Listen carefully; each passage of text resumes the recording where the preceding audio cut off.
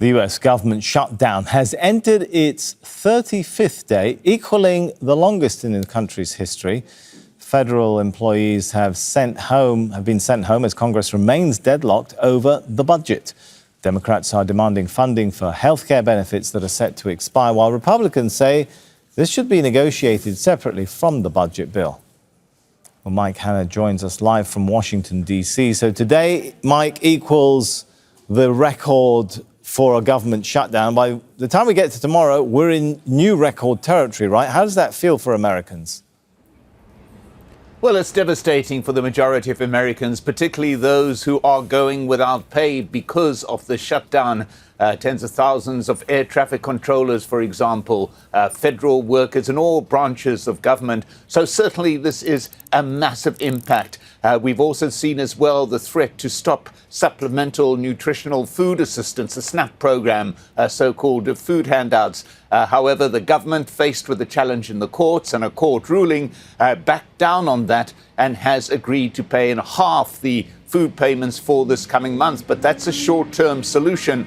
So it is a major impact on American society, causing great confusion. One must remember that the record equaling shutdown back in Trump's first term, that was over funding for a border wall, which the Democrats refused to do. Now we've got a different scenario, and very difficult to see whether there's going to be any points of agreement to get out of this. You hear behind me a leaf blower who's one government worker who's carrying on working through the shutdown.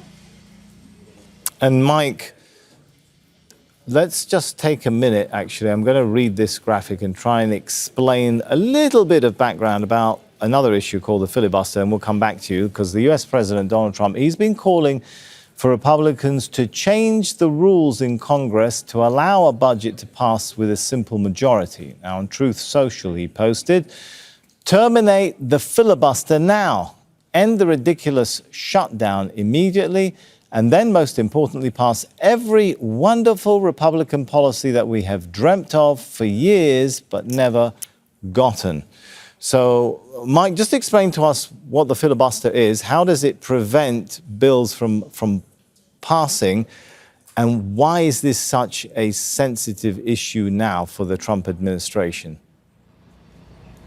Well, the filibuster is essentially a device which extends debates over bills. But importantly, in a tactical way, it does require 60% of the vote in the Senate to go to cloture, which will then go to a vote by a simple majority. So just to put it simply, the Senate needs to pass legislation allowing for a vote on this proposed funding by a 60% margin. Now, given the numbers in the Senate, there is not enough Republican votes there. They need Democratic support. So President Trump, and this is not new for him, he's argued continually that they should use the nuclear option, as he puts it, do away with the requirement of reaching a 60% threshold, pass everything by a simple majority. The problem with this is, to get to that point, you still got to get a 60% at some stage in terms of constitutional rules, and that is not going to happen.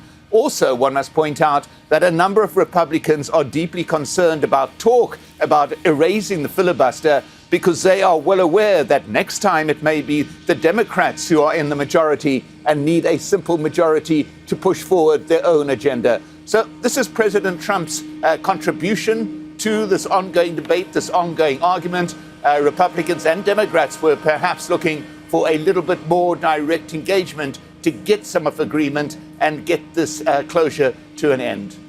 Thanks so much, Mike Hanna there from Washington, D.C. Don't miss out the full picture. Subscribe to Al Jazeera for reliable news and expert insights. Like, share, stay ahead.